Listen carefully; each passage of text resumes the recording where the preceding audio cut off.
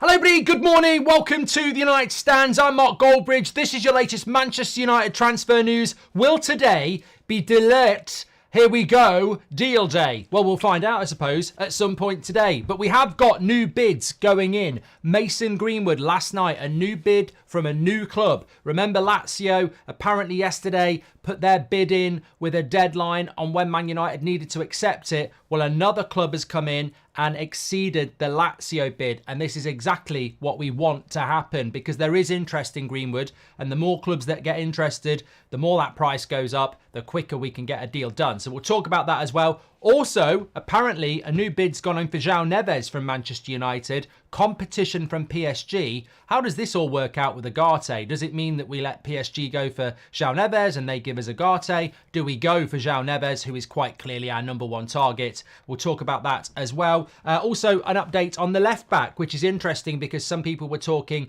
about that last night. What's happening with the left back? Fabrizio has dropped an update on that as well. Also, just a little bit topical stuff. I've seen a few people putting out there, we're going to tear it up, Man United 11s next season. I'm just sort of like stunned at how naive people get in the summer transfer window. So basically, we're going to tear it up with Luke Shaw and Marcus Rashford down the left-hand side tomorrow, next season, with Xerxes up front. I just don't think people watch football anymore, do they? And I'm not saying that those three players aren't good, but this ain't a game of FIFA where they're fit every week and playing well. So look, we'll talk about that a little bit as well. And also, it's nothing to do with us, but a lot of you wanted Paul Mitchell as Director of Football. Guess where he will be the new Director of Football? Newcastle. It never ends, does it? So we take Newcastle's Director of Football in Dan Ashworth. Newcastle will take Paul Mitchell, many of your choices, as our Director of Football. We're now going to have this Mitchell versus Ashworth thing going on, aren't we? Which makes it interesting. And I suppose if it goes wrong or right for us, there'll be a have that Newcastle or there'll be a have that United. But look, I think Paul Mitchell's good. I think it'd be very interesting how he does at Newcastle actually. But look, we've got Dan Ashworth. We've assembled a very, very good team that I'm happy with. I hope they can start to deliver as well.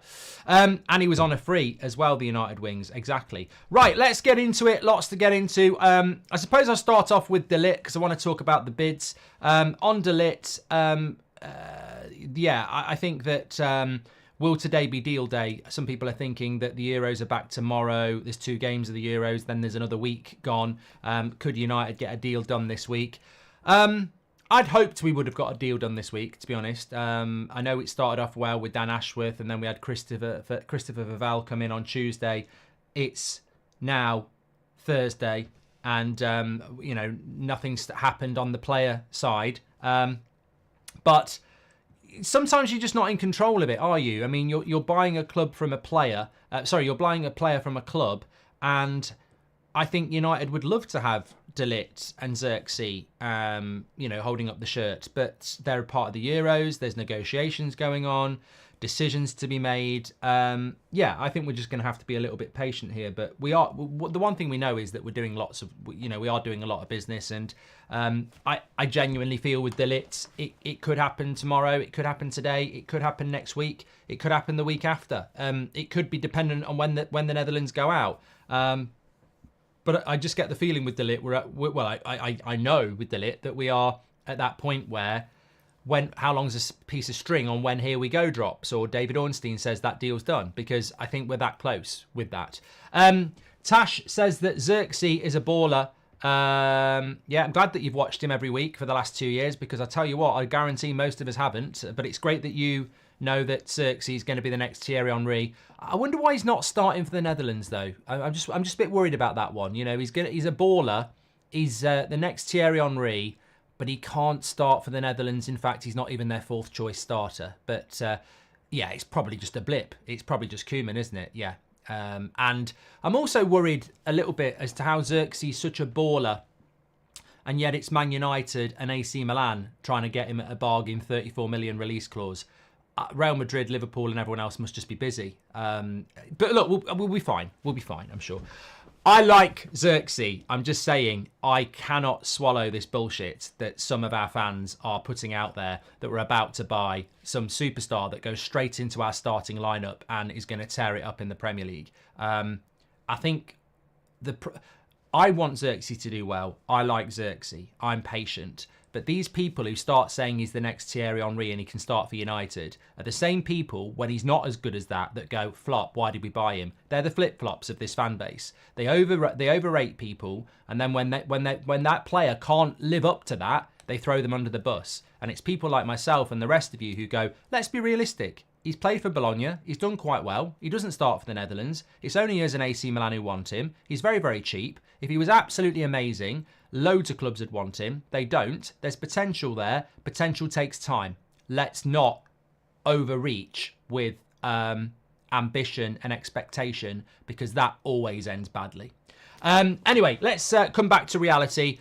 Another striker. Some of you may have wanted to keep at Man United. Some of you may well be concerned about is Mason Greenwood. So Mason Greenwood, we've got news this morning of 2 bids, one for Joao Neves, one for Mason Greenwood.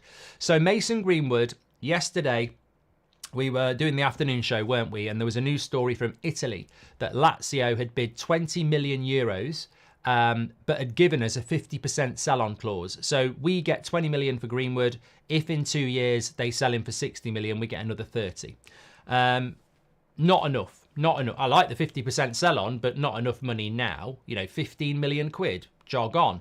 Apparently Lazio said to Man United, it's take it or leave it. You've got till July the 10th to accept that deal. We're not going to go any higher.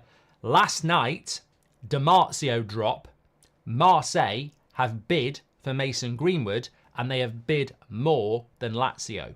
Now, we heard last week that Mason Greenwood wants to go to Marseille. Don't know why. Maybe he's always wanted to play for De Zerbi. I don't know. Maybe France being closer to England. I don't know. But apparently Greenwood wants to go to Marseille. Marseille have made a bid. This is good news. The more people that bid for Mason Greenwood or are interested in Mason Greenwood, the more options he's got, the more money we're likely to get. So I think that are we approaching the end of a Mason Greenwood deal? In some ways we are, but in other ways we're not. It could happen really, really quickly now. If Marseille's the club he wants to go to and Marseille's the club that offers the most money, then we can get this deal done really, really quickly. On the other hand, if other clubs enter the fray now with other offers, it could get prolonged a little bit. I don't think Mason Greenwood will be training with Man United on Monday, regardless of whether we've sold him by Monday or not. I think that, he may well just train individually for a week, wherever he is, whilst we get it sorted out next week. But you'd look at that Mason Greenwood deal now and you'd say that's going to happen very, very quickly. As we know with our Calder meter, he's at the top, and I think he's going to be the first one who leaves. So, look, what Marseille are going to offer, we've heard 25 million euros. Which is, again, about £20 million. I think we need to get that up to about £25 million, really. I would love us to get £40 million, which is about 47 million euros. But I think realistically, we're not going to get anywhere near that. So if we can get £25 million, which is 30 million euros, and there's a sell-on clause where we get another, 25% of whatever it gets sold for, then eventually, over the years, you'll probably end up getting about £50 million for Mason Greenwood. And we might also have first refusal, which would be quite interesting as well. So things are definitely moving with Mason Greenwood. And I think that, wherever he ends up, I'm not really bothered. He'd go where he wants, really. It'd be interesting to observe. But French League's a bit... I would go Serie A or I would go La Liga. But French League... I don't know. I don't really get the French League, really. I never understood why Mbappe stayed there so long, and he was playing for PSG who were winning it and playing in the Champions League so much. So I don't really understand why you'd want to go and play. Marseille's a lovely part of the world, but I don't really understand why you'd choose that over the Italian League or La Liga. But that's not our concern. Player picks what he wants. Club pays what we want. We do what we want. There we go. Alexander says, if you live in the UK, go and vote. Patrick Lynch says, we'll see improvements next season if we set our targets, get our targets, but expectations need to be realistic. Solid base helps you growth. Progress can't be rushed. I agree, Patrick. Great point. Mark, any conditions where Sancho returns acceptable, says Rahul? Well, look, I wasn't going to talk about Sancho, but I'm more than happy just to wander off. Would you want Sancho back as a poll? Like, would you want Sancho back? I'll be honest with you. Everybody deserves a second chance. And there is always a redemption arc. Of course there is a redemption arc. If he was sat in a room with Brailsford and Ashworth and Barada and Ten Hag, and he apologised profusely and he said, look, I'm going to work really, really hard, then there may well be a way back. But even at that, you might go, thank you, Jayden, really appreciate that. We're still selling you. I just think with Sancho, I just think a new surrounding would be good for him as well. But I mean, that's not our concern necessarily. From a Manchester United fan point of view, would I want Jadon Sancho back? No. And that's quite a firm no, wasn't it? It was like, no. No, I wouldn't, because I think that we're Manchester United, and at some point we've got to start respecting what Manchester United is. Many players have played for this team and, you know, given a lot for it and given a lot for this badge and this fan base.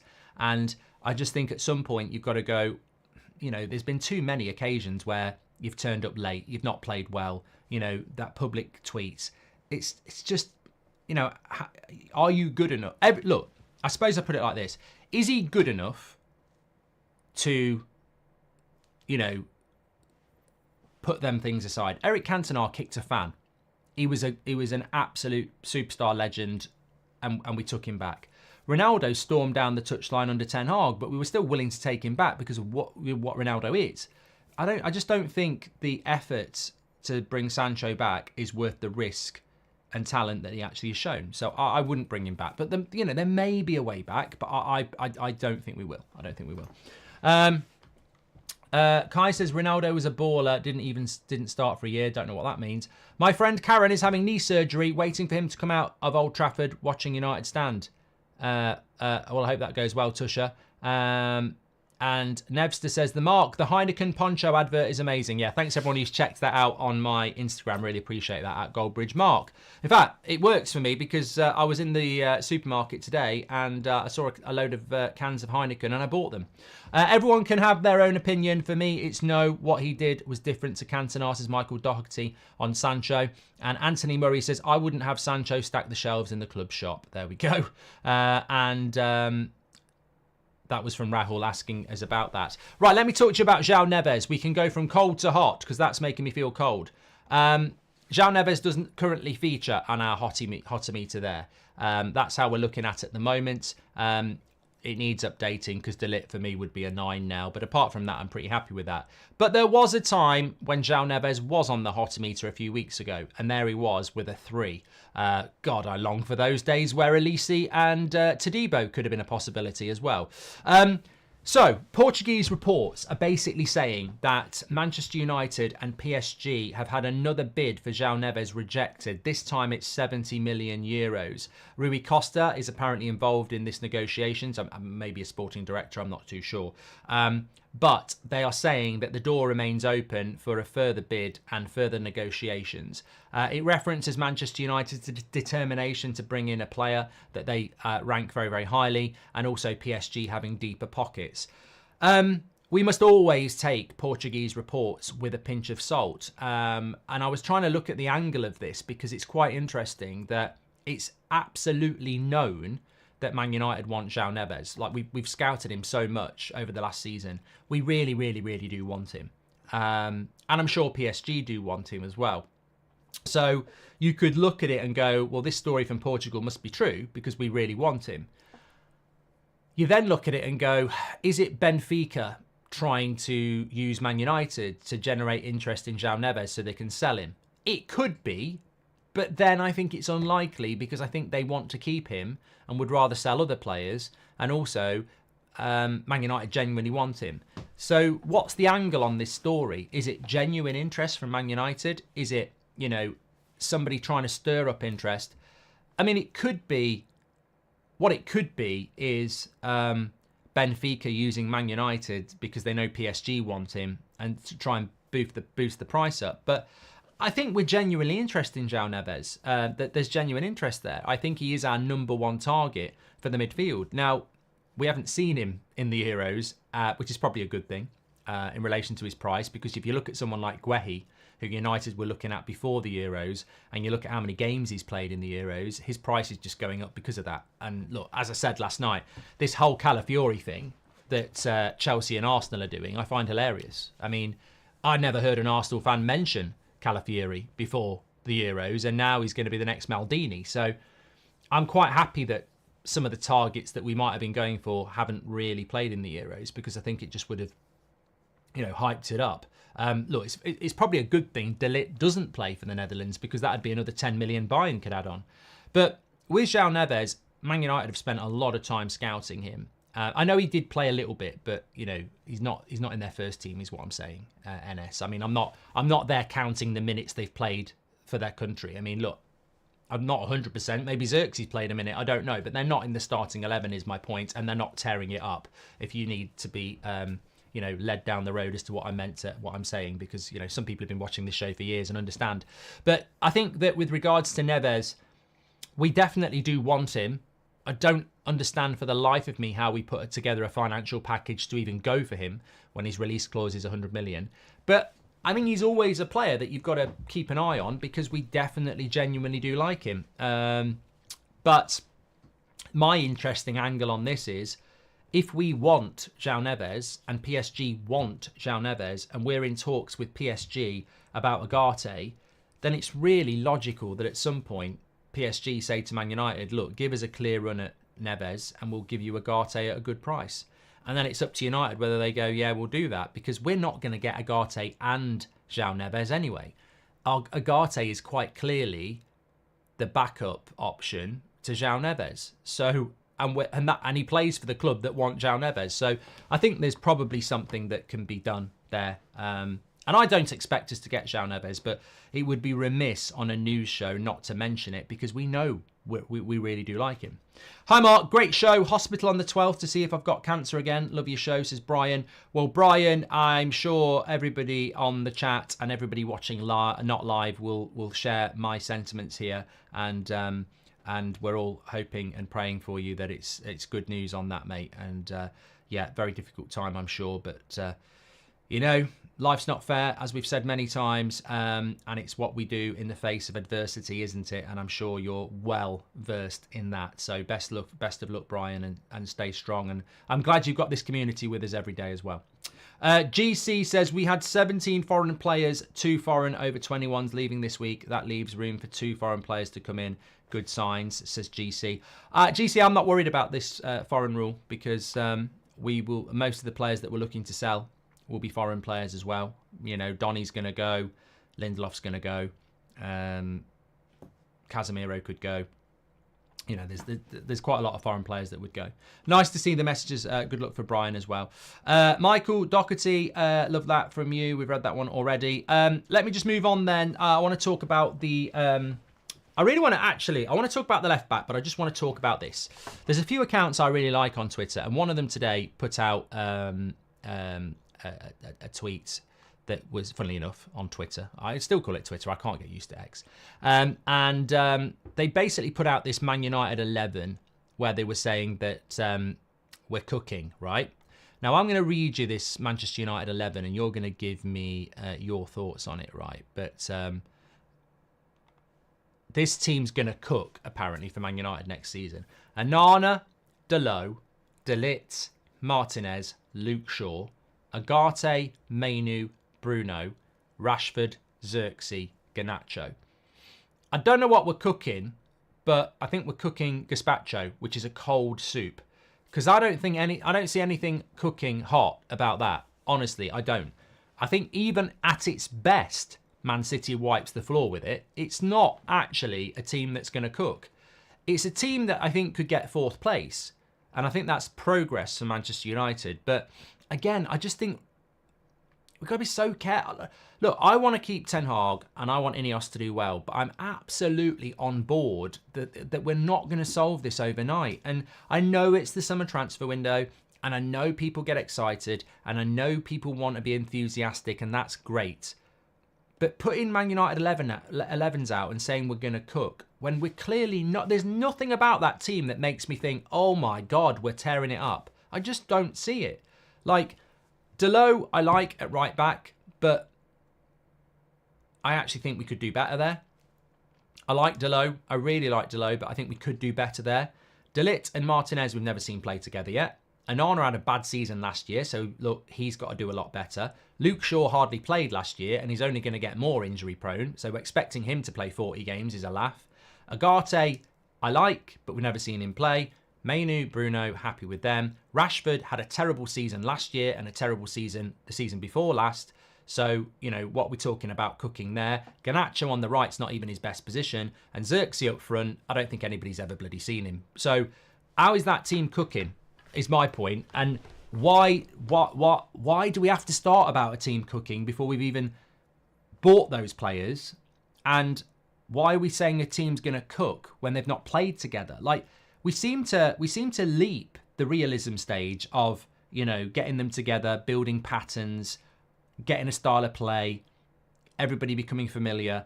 It's like, it's the and as I said about Xerxes, if that team doesn't do well, it'll be Ten Hag out. Oh fucking hell, we've drawn with Fulham at home. We go from we're absolutely shit to we're going to cook, and there's never anything in between. And I think we've just got to realise that we're starting to put the very first foundations around this football club that we've ever had. Like, we've never had a director of football, really. Sir Alex Ferguson never really had a director of football. Most clubs have had it in the modern day for a long time. John Murtough was not really a director of football. We're now putting together the foundations for proper structure in that football club. You know, we're now investing into the training. We're now investing into key areas in that football club. We're not going to go from 8th in the league to fighting with Man City with that team that's apparently going to cook. There's too many question marks there. Luke Shaw, massive question mark. Onana, still got to get to the level that we bought him to be. Delo, look, I like Delo, but I still think there's an upgrade there, if I'm being honest. New centre-back with Martinez. Martinez missed all of last season as well. Agate, you're guaranteeing me that Agate is going to be the next bloody Rodri or whatever everyone thinks he's going to be. Marcus Rashford on the left and Garnacho on the right. I don't think they're in their right. Well, I don't necessarily think Rashford's a home run. That he's going to have a good season. I think he will, but it's not guaranteed. Garnacho on the right. I don't think he's as good on the right as he is on the left. And as for Xerxes up front, I mean, your guess is as good as mine. So I think we've just got to be... Look, by all means get excited, but stop putting 11s out there. Well, no, don't stop putting 11s out there. Do what you bloody well like. But it does leave us open to be bantered by other clubs when we start saying 11s like that are going to cook. Because even I, as a Man United fan, and I'm sure many of you, look at it and go, this is complete and utter guesswork. I mean, I guarantee you Luke Shaw's not going to play 40 games next season. It's just not going to happen. And, you know, is Marcus Rashford going to go from last season, where he's like walking around not happy, to elite Marcus Rashford week in, week out? I mean, even somebody said this to me the other day. When people talk about Rashford's good season, he stopped after the Carabao Cup. Like, the season he had a good season, we won the Carabao Cup in February, and he was bad after that. March, April, May, Rashford was bad that season. So he was actually only good for 2/3 of the season or 3/4 of it. So there's just too many question marks for me at the moment about saying we're going to cook with 3 signings. And I don't want that expectation on the team. I want realism. I think the one thing that I think Ineos need to sell is realism, and I think that they will, is that we don't normally qualify for the Champions League every single year. And I can't tell you how important this actually would be to be in a situation where we actually qualify for the Champions League 2 years in a row and start, you know, look at Arsenal. They're qualifying for the Champions League a lot now. Obviously, Man City do it every year. Man United need to be in the Champions League every year. And what we do is we yo-yo. We have a good season, then a bad season, and a good season and a bad season. And the reason we do that is we spend a load of money in one summer, and then we don't spend much in the next summer. And then we sack a manager and we spend a load of money in the summer, and then we don't do it in the next one. We need sustainability, consistency, and realism is what we need. And look, I said what I said about Xerxes at the start. There's a lot to like about Xerxes, but there's a lot I don't know. And I don't trust people in our fan base that pretend they do know. because it's the same as Calafiori and Arsenal. I've never heard an Arsenal fan mention Calafiori in my life. And I watch a lot of Arsenal games. I do a lot of watch-alongs for Arsenal on That's Football. I've never seen an Arsenal fan mention Calafiori. He plays well in the Euros and suddenly Calafiori. And, you know, maybe he will be a good player. But I don't think many Arsenal fans have watched Bologna. And I don't think many Man United fans have watched Bologna either. And I don't think many Man United fans know a lot about Xerxes, but apparently he's going to play up front as our striker. And I'm like, I don't necessarily think he will. I don't think he'll start for Manchester United. I think Rasmus will start. And I'll tell you why I think Rasmus will start. Because Rasmus is going to be back in pre-season before Xerxes even hits a training ground. So I think Rasmus is definitely going to start against Fulham because he will be back on tour training for the US tour and he will be the holder of that shirt. So, patience, my friends. I'm very excited to, well, if we get Xerxes, I'm very excited to see what he can do. I'm very excited to see what Ligt can do. I'm very excited to see what Agate can do. But I ain't saying we're cooking because we've been cooking for 10 years and we always end up with it on all over our lap. I agree with you, Mark. It's not a team that will move mountains. We have to accept that whilst we will be doing business, we will not win the league, says Ryan. Well, I said it yesterday, Ryan, about De Ligt. You know, he isn't Van Dijk. He isn't John Stones. He isn't Rudiger. You know, he isn't Saliba. He's not probably in the top 10 centre-backs in the world. But he is better than Lindelof, and he is better than Evans, and he is better than Maguire, and he does improve us. And what we need to do, and I think it's the same with Agate, I think it's the same with De Ligt, and I think it's the same with Xerxes. We're not buying Erling Haaland. We're not buying, Saliba. We're not buying Kevin De Bruyne. We're buying players to take us from 8th to 3rd. We need to get in the top 4. And these players that we're bringing in will be good enough to take us in the top 4. And then when we're in the top 4, we can start looking at players that can take us to the next level. But we're trying to... the mindset that is a bit weird is that people think we can go from 8th to 1st, and we can't. We're going to have to go from 8th to 3rd to 3rd to 3rd to 2nd to 1st. It's going to be that protest. I mean, over 5 seasons, last season 8th, next season 3rd, season 2 3rd, season 3 2nd, season 4 fighting for 1st. That's how I would do it. So you're not going to buy Haaland or anyone like that this summer. This summer you're buying players to take you into the top 4 for 2 years, and then over the next 2 years you're going to develop the Mainus and the Garnachos and a few others who can take you to 1st, and bring in some players that can take you to 1st and start recruiting better. It's a pathway from 8th to 1st, and some people are going 8th, oh, we're cooking 1st, and we won't, and then they'll be like, oh, he's not good enough. The thing that worries me about people that overhype is that they're always the people that throw people under the bus first as well. If we're not winning every game, get them out, shit, what a flop. I've seen people in our fan base call a player a flop after 2 months. And yet I've seen people have bad seasons in their first season and be brilliant. Like Fabinho's first season at Liverpool was shit. And then he was absolutely brilliant. So just got to temper your expectation. That's all I'm saying. I mean, look, Footy says Xerxes is a terrible player. I don't understand why we're happy with it. Look, I'm excited about Xerxes. I think he's got a lot of admirable traits, but he could flop. He could be an absolute scoop bargain. We'll just have to wait and see. Rahul says it is the first step in progress where we are top 4, resolve the debt, stadium wage and culture. Once the club is settled, we can create a beast squad, says Rahul. No to Sancho back, says Tusker. Yes to Greenwood back. Well, that's not happening, unfortunately, but thanks for sharing your opinion. Xerxes can't beat Voot in the Dutch team, says GC. Look, Jack Grealish isn't in the England team. Marcus Rashford's not in the England team.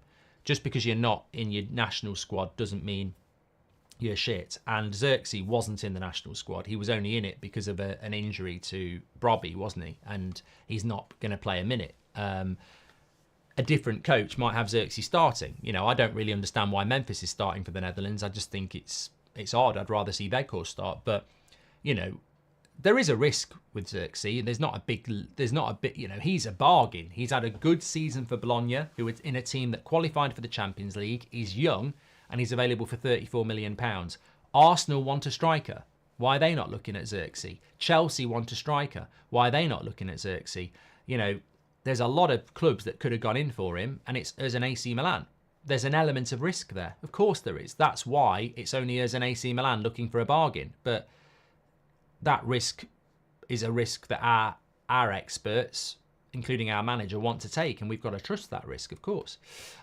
It's all these Reguilon, are these Reguilon rumours true? Says Neff. I'm going to talk about left back now. And Rory C says, with left back, I think we are better off buying a starter and let Shaw be a rotation. Sell loan Malacia rather than buying a backup for Shaw, says Rory. And I agree with you on that one, Rory. We're going to talk about that now. And Rohit says, we need some new signings to attend the pre-season. We cannot afford to have a bad start to the season. Great job, as always, Mark. Thank you very much, Rohit. Brian says, I've spoken about Brian as well. All the best to Brian. Saliba cost Arsenal 27 million. We'd be looking for the hidden gems with world-class potential, not Ligt, says Duncan.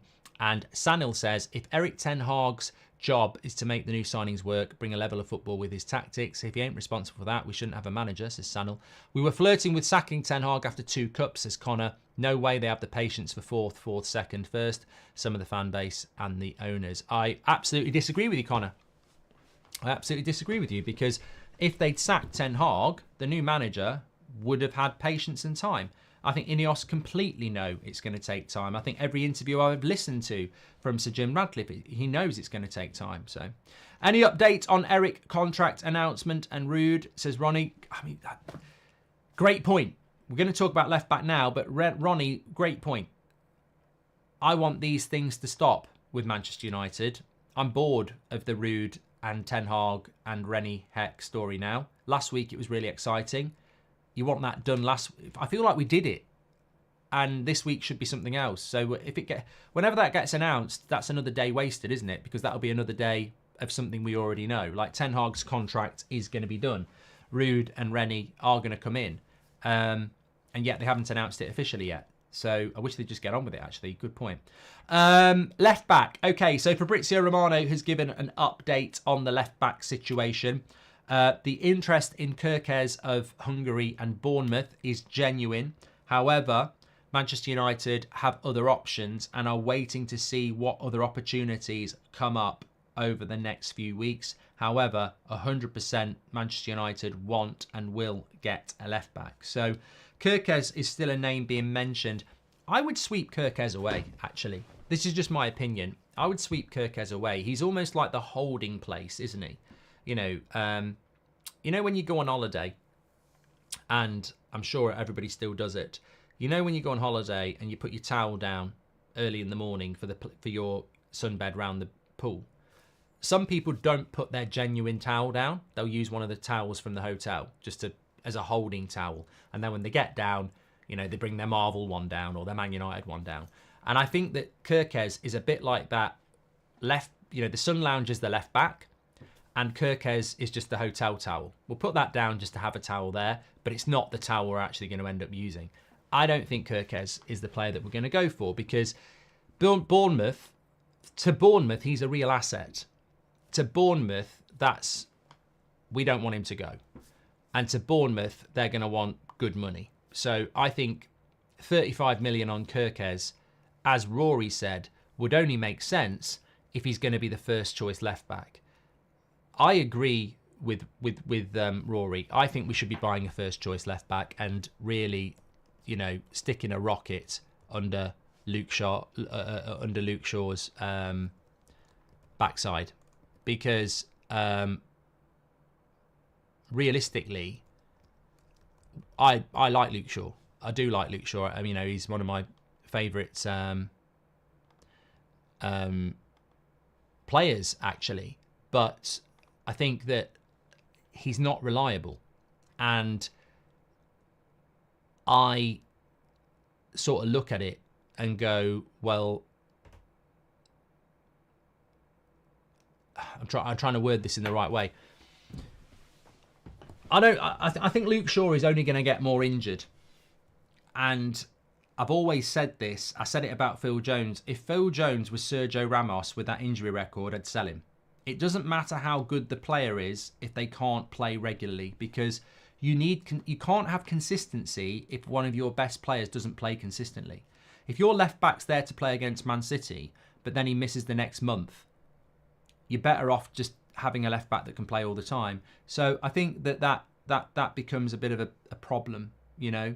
And I think that I was distracted. You're well, Chunky, because I was looking at the name of the left back who plays for Girona, because I want to talk about him, Gutierrez. I think the risk is, if you buy another Malacia as a backup left back and then Luke Shaw is injured a lot, you're using your backup. If you buy somebody who's good enough to challenge Luke Shaw and Luke Shaw gets injured, you're using somebody who's good enough. And I think it's very, very obvious that Luke Shaw is going to get injured a lot. So why have somebody that's an understudy when you can have somebody who's as good? And I would be going for the best I can get with the money I've got. I wouldn't rule Cucurella out. Chelsea are always looking to sell, and United like Cucurella. I wouldn't rule that one out. I know it's very left field, but I wouldn't rule out Cucurella. Nuno Mendes marks as general. Yeah, well, if we want to go big, why don't we go and get Hernandez from France as well? I don't think we'll have the money for that. The lad at Girona, Gutierrez, is an interesting player because he went from Real Madrid to Girona, and then I think Real Madrid have a first refusal, but I think they've got like a 50% sell-on clause as well, and I think there might even be a bit of a release clause there. He's had a brilliant season for Girona, so you know he's an interest. Again, I think the left back situation is there are a lot of options at left back, and it's like Rory says, it's where you pitch yourself. Do you put yourself in as a understudy left back, or do you put yourself in as somebody that's going to challenge Luke Shaw? And I think as a manager, if I'm being asked that question, I'm saying get me the best you can get with the budget you've got. And if they say to me, well, we can get you this player, but he's going to want to start, I'd say, let's do it. Because somebody would say, well, surely you're always going to say, get me the best you can get with the money you've got. No, you're not. Because if you've got Martinez at left centre-back and you need another left-sided centre-back, you're probably not going to say, get me somebody that's going to drop Martinez. Managers genuinely will say, bring me an understudy in because I've got my first choice guy. But with Luke Shaw, it's very difficult to say, bring an understudy in because I just don't think he's going to be fit enough, and his role is obviously going to be reduced. I think we should try Fernandez, someone like that in the youth setup. I think we give him some stability for upcoming seasons and could be the position, the left back. We sold him to Benfica, mate. Thanks, Shawshank. Where's McNeil? Should be breaking through now. Charlie McNeil, I think he's left. I think he was out of contract. I'm sure he left this summer, Charlie McNeil. I think he has gone, yeah. Nicholas Flamel appointment shows intent for the window, says Eugene. Nuno Mendes mark. I fully expect some transfer news today or tomorrow after the sad redundancy news yesterday. And he also want to control the positive narrative, says Miyad. Interesting. Spot on, Mark. Arsenal finished 8th, then 5th, then 2nd, and still haven't won the league. This will take a while. Our fans aren't patient enough, sadly, says Goldio. Let me just check on this breaking news here. Yeah, I'm sure Charlie McNeil left Man United this summer. I think his contract ended. I might be wrong on that, but I think that's the case.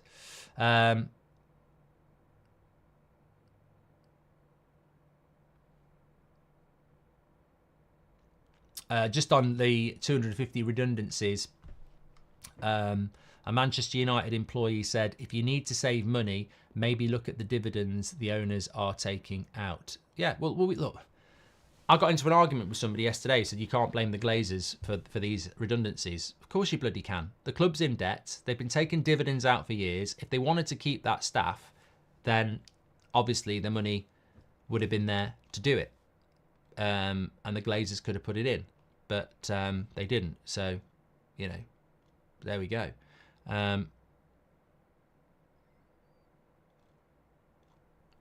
I can't see any breaking news about anything here. Let me have a quick look.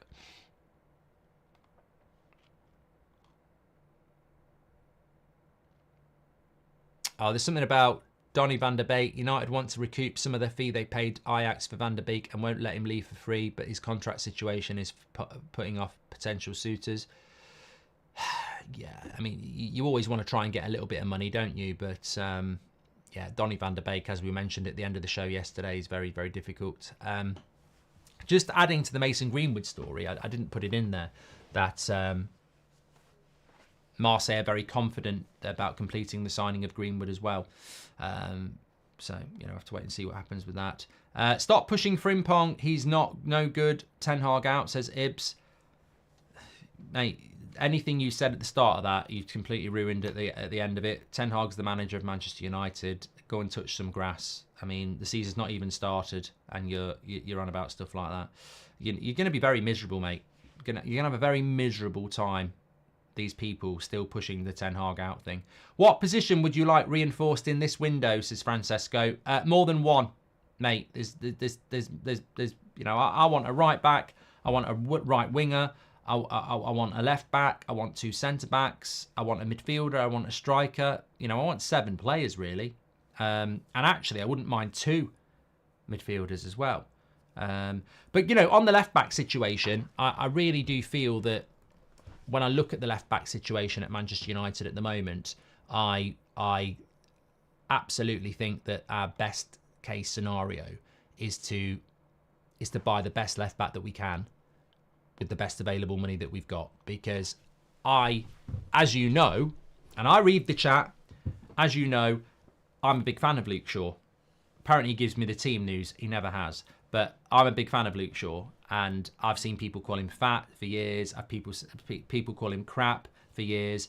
And I think, you know, justifiably, over those years, he's been the best left back in Europe for a season.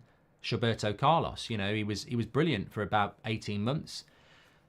The big issue with Luke Shaw is the injuries. And even I, as a fan of his, and a big fan of his, will tell you now he is going to get more and more injured. It's as sure as anything. As sure as December follows November, he is going to get more and more injured. You don't get less injured in your late 20s when you've been injured a lot throughout your 20s. It's going to get worse and worse and worse. And also, Luke Shaw is not fat, but his body set is a bit like Rooney's was. You know, he's a strong individual. Like, he's got a very sturdy body, and that's a lot of, you know, impact on your body. You know, Maguire's the same. I think Maguire's starting to pick up a few injuries now as well. When you're that strong, you're putting a lot of pressure on your joints as well. So Luke Shaw's going to get a lot of injuries because of what happened to his that bad tackle he got in the Netherlands many years ago in the Europa League. I would love to say we don't need to buy anybody who's decent at left back, because Luke Shaw is going to play 60 games and will be absolutely brilliant. And we'll be a better team if Luke Shaw plays 60 games for Man United next season. If you could have a fit Luke Shaw next season for Man United, so we shouldn't even have the mindset that we're buying a backup. It's stupidity, because you're going to play a lot of the season with a backup left back. We may as well play Amas at left back if we're going to buy a backup.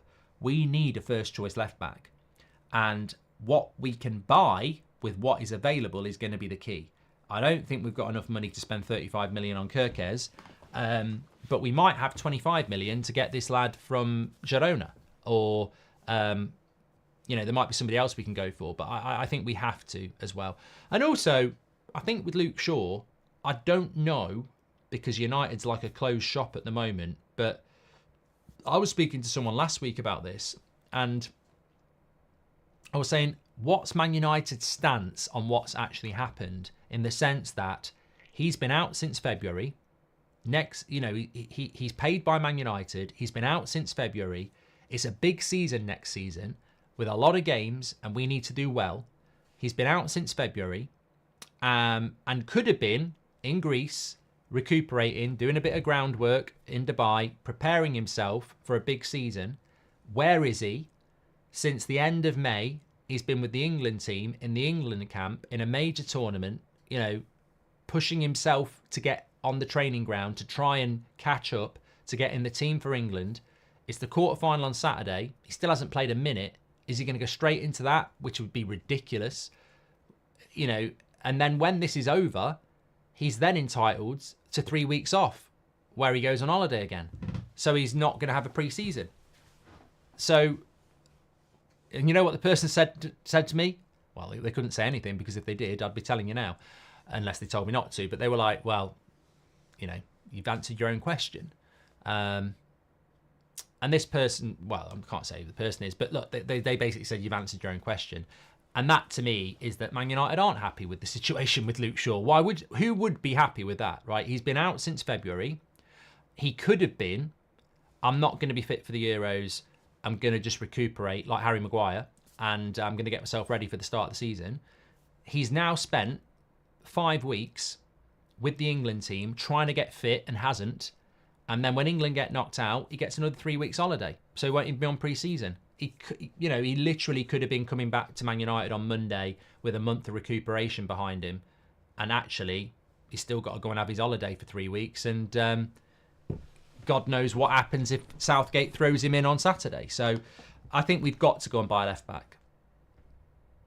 And as I say, I like Luke Shaw, but the best thing we could do is go and buy a left back that's first choice, because that would send a very strong message that, look, we're not necessarily happy about what you've done over the summer. You put your country over your club, and we're putting our club over you, and you will have to get yourself fit and fight for your place. And I think that's fine, because a fit Luke Shaw for me is still one of the best left backs in Europe. I know I'll get laughed at for that, but we've got to prioritise Man United. And for me, it just feels like there's a lot of people going, we need a backup left back to Luke Shaw. We need a left back, is what we need. And it shouldn't be about any individual anymore. Like, you know, I've heard people say it about Rashford, Sancho, even Bruno at times. We're Manchester United. Nobody's bigger than this football club, and we need to start prioritising ourselves. It's as simple as that. But I like Luke Shaw, and I would love him to play for England. But I feel, as somebody that backed the decision that he got picked, even I feel a bit lied to. And you don't know the full story, but I feel a bit lied to, because there was a lot of people in the chat saying it's a bloody joke he's been called up for England. And I said, but maybe it's just a coincidence. Maybe he is going to be fit, ready to play in the first week of June. Well, he's not. It's the first week of July. He never should have gone. Never should have gone. And I'll admit I was wrong, but I thought he was really close to playing in the FA Cup final and had missed it by a week, in which case, you know, you'd say, Ten Hag would say, look, you're clearly going to be fit next week.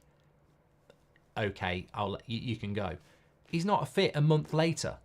He never should have gone. I would argue Harry Maguire is probably fitter to play on Saturday than Luke Shaw is. Harry Maguire only just missed out on England.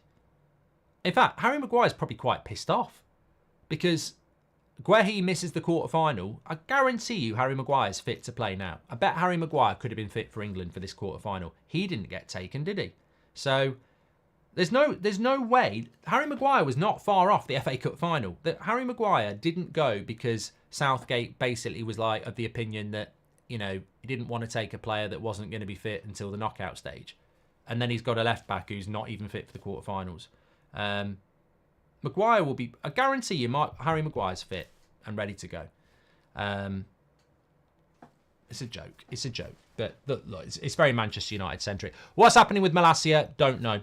Don't know. Make sure you smash a like on the video. I mean, well, look, let's not sweep it under the carpet. What's happening with Malacia? He's one of the few players in modern game football that I've ever known be out for more than a year. It just doesn't happen. It does not happen. This lad got injured last May. Might have even been April.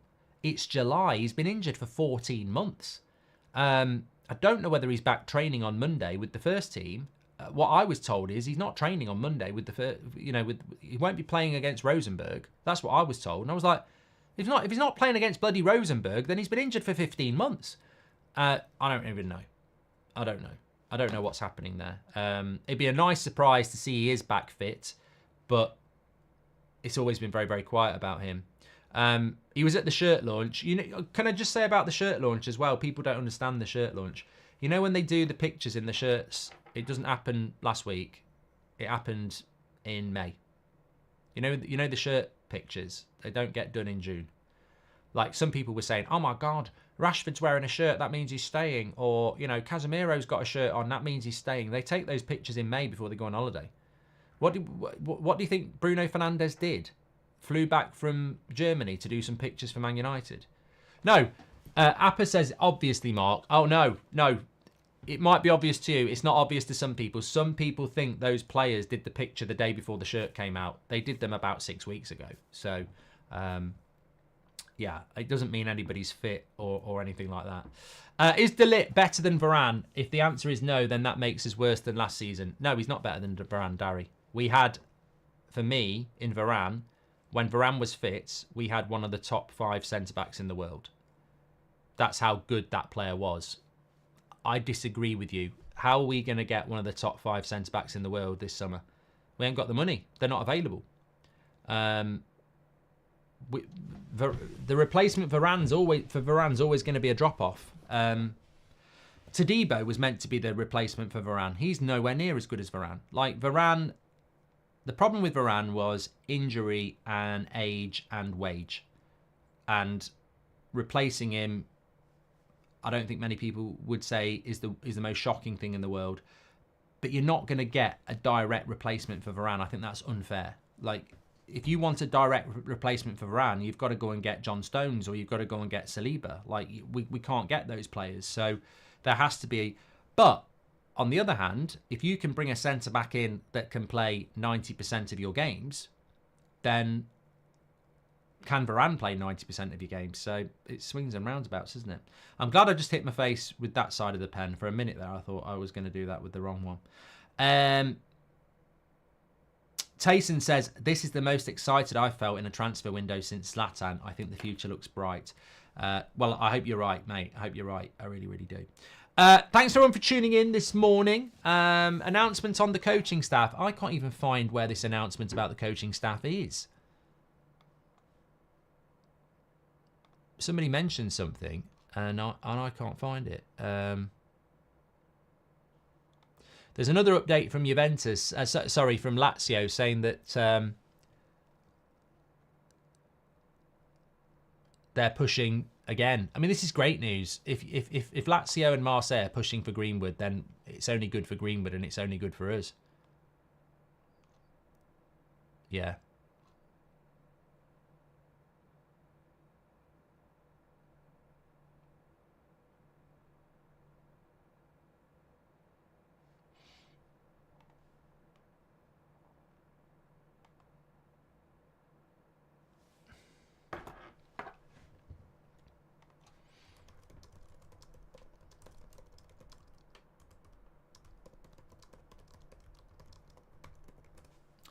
Okay, thanks everyone for watching. I'll speak to you all in a bit. All I would say is make sure you subscribe because in the next 7 minutes, there's a big announcement coming about somebody's contract.